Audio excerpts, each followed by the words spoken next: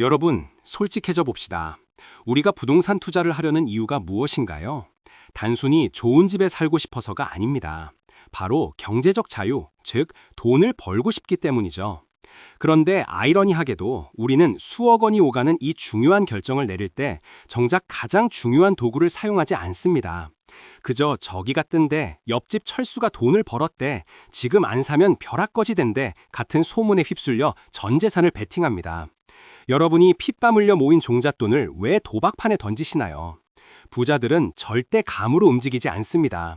그들은 오직 숫자가 허락할 때만 지갑을 엽니다.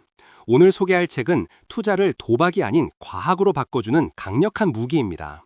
부동산 투자는 예술이 아닙니다. 입지 분석 중요합니다. 하지만 그 입지가 돈이 될지 안 될지를 결정하는 건 결국 수학입니다. 수학이라고 해서 겁먹지 마세요. 복잡한 미적분이 아닙니다. 더하기, 빼기, 곱하기, 나누기만 할 줄 알면 됩니다. 이 간단한 산수 몇 번으로 여러분은 깡통 전세의 공포에서 벗어날 수 있고 금리가 올라도 끄떡없는 현금 흐름을 만들어낼 수 있습니다. 오늘 영상을 끝까지 보신다면 여러분은 더 이상 중개소 사장님의 말발에 휘둘리지 않게 될 것입니다. 많은 초보 투자자들이 저지르는 가장 큰 실수는 무엇일까요? 바로 이 집 왠지 느낌이 좋아, 나중에 오를 것 같아 라는 막연한 기대감입니다. 이것은 투자가 아니라 투기입니다. 제이 스콧과 데이브 마이어는 말합니다. 숫자는 거짓말을 하지 않는다. 여러분이 사랑에 빠져야 할 대상은 멋진 인테리어나 한강뷰가 아닙니다. 바로 그 부동산이 만들어낼 잉여 현금 흐름, 즉 순수익입니다. 감정을 배제하고 계산기를 드는 순간 비로소 진짜 투자가 시작됩니다. 이 책에서 제시하는 아주 강력한 개념이 있습니다. 바로 냅킨 뒤편의 법칙입니다. 만약 여러분이 어떤 부동산 투자가 좋은지 나쁜지를 카페 냅킨 뒷면에 간단한 산수로 증명해낼 수 없다면 그건 투자하지 말아야 한다는 뜻입니다. 복잡한 엑셀 파일과 수십 장의 보고서가 필요한 투자라면 이미 리스크가 너무 큰 것입니다. 직관적이고 단순한 숫자로 수익이 증명될 때 비로소 그 물건은 여러분의 자산이 될 자격이 생깁니다. 자, 이제 핵심 공식으로 들어가 봅시다. 첫 번째는 NOI, 즉 순운영소득입니다. 많은 분들이 월세 수입이나 전세금 자체를 수익으로 착각합니다. 하지만 들어오는 돈에서 나가는 돈을 빼야 진짜 내 돈이죠. 재산세, 보험료, 수리비, 그리고 한국이라면 중개수수료와 보유세까지 이 모든 운영 비용을 뺀 나머지 금액이 바로 NOI입니다. 은행 대출이자를 내기 전 이 부동산 자체가 얼마나 돈을 벌어들이는 기계인지를 보여주는 지표죠. 초보자들은 흔히 공실률을 0%로 계산합니다. 세입자가 평생 안 나갈 것이라고 착각하죠. 하지만 현실은 냉혹합니다. 세입자가 바뀌는 기간, 도배장판을 새로 하는 비용, 갑자기 보일러가 고장나는 상황. 이 책은 말합니다. 모든 비용을 보수적으로 잡아라. 최악의 상황에서도 수익이 난다면 그건 최고의 투자다. 여러분의 계산기에 예비비 항목이 없다면 여러분은 지금 시한폭탄을 안고 있는 것과 같습니다. 두 번째 개념은 캡 레이트, 자본 환원율입니다. 말이 좀 어렵나요? 쉽게 말해 내가 이 부동산을 현금 박치기로 샀을 때 얻을 수 있는 연수익률입니다. 서울의 아파트와 지방의 소형 아파트는 가격이 다릅니다. 하지만 가격이 비싸다고 좋은 투자는 아닙니다. 10억짜리 아파트가 월 100만 원을 벌고 1억짜리 오피스텔이 월 50만 원을 번다면 수익률 면에서는 1억짜리가 압도적입니다. 캡 레이트는 부동산의 계급장을 떼고 오직 수익성만으로 줄 세우기를 가능하게 해줍니다. 하지만 우리는 보통 현금만으로 집을 사지 않죠. 대출을 끼거나 한국식으로는 전세를 끼고 삽니다. 그래서 가장 중요한 지표는 바로 캐시 온 캐시 리턴, 현금 대 현금 수익률입니다. 내 주머니에서 실제로 나간 돈 대비해서 1년에 얼마가 내 손에 쥐어지느냐, 이게 핵심입니다. 10억짜리 집을 사는데 내 돈 1억이 들어갔고 1년에 순수하게 1,000만 원이 남았다면 수익률은 10%입니다. 은행 이자보다 높은 이 수익률을 찾아내는 것이 바로 투자자의 실력입니다. 여기서 잠깐 한국의 상황을 대입해 볼까요? 갭 투자 많이 하시죠? 전세가가 매매가에 근접하니 내 돈이 적게 든다고 좋아합니다. 하지만 이 책의 관점에서 보면 갭 투자는 현금 흐름이 0이거나 마이너스인 경우가 많습니다. 오직 시세 차익, 즉 미래에 누군가가 더 비싸게 사줄 것이라는 기대에만 의존하는 방식이죠. 이건 투자가 아니라 기원입니다. 현금 흐름이 없는 투자는 시장이 얼어붙는 순간 여러분의 목을 조르는 족쇄가 됩니다. 돈에도 시간여행 능력이 있습니다. 오늘의 100만 원은 내년의 100만 원보다 가치가 큽니다. 바로 인플레이션과 기회비용 때문이죠. 이 책은 화폐의 시간 가치를 철저히 계산하라고 조언합니다. 5년 뒤에 1억 원을 벌 수 있다는 말에 혹하지 마세요. 그 1억 원을 현재 가치로 환산하면 생각보다 보잘것없을 수 있습니다. 부자들은 미래의 수익을 현재 가치로 할인해서 계산할 줄 아는 사람들입니다. 아인슈타인은 복리를 세계 8대 불가사의라고 했습니다. 부동산 투자에서도 복리는 작용합니다. 임대료를 받아 그걸 다시 재투자하고 대출 원금을 갚아나가면서 자본이 쌓이는 속도는 시간이 지날수록 가속도가 붙습니다. 처음엔 미미해 보이지만 72의 법칙에 따라 여러분의 자산이 2배가 되는 시간은 점점 짧아집니다.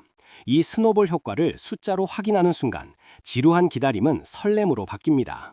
레버리지, 즉 대출은 부자가 되는 지름길일까요? 아니면 파멸의 지름길일까요? 정답은 숫자에 있습니다.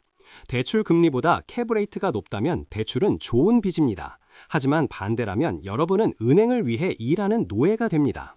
최근처럼 금리가 급등하는 시기에는 이 공식이 더욱 중요해집니다. 감당할 수 있는 이자인지, 금리가 2%더 올라도 버틸 수 있는지 스트레스 테스트를 해보셨나요?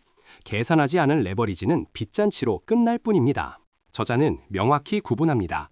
시세 차익은 케이크 위의 장식이고 현금 흐름은 빵 그 자체입니다. 빵이 없으면 케이크가 아닙니다. 매달 통장에 들어오는 현금 흐름이 확보된 상태에서 시세 차익을 노려야 합니다.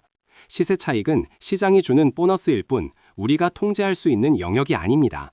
하지만 현금 흐름은 우리가 계산하고 관리하고 개선할 수 있습니다. 통제 가능한 변수에 집중하세요. 그렇다면 이 계산에 필요한 숫자들은 어디서 얻을까요? 네이버 부동산, 호갱노노? 맞습니다. 하지만 더 깊게 들어가야 합니다. 주변 상권의 실제 공실률, 최근 3년간의 임대료 변동 추이, 인근 지역의 공급 계획, 이 모든 데이터를 수집해서 여러분만의 엑셀 시트에 입력하세요. 남들이 귀찮아하는 이 과정이 바로 여러분의 수익을 보장하는 안전벨트입니다.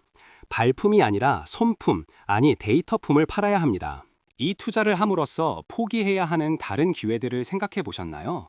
만약 이 돈을 5% 정기예금에 넣었다면? 혹은 우량주에 투자했다면? 부동산 투자의 수익률은 무위험 수익률보다 확실히 높아야 합니다.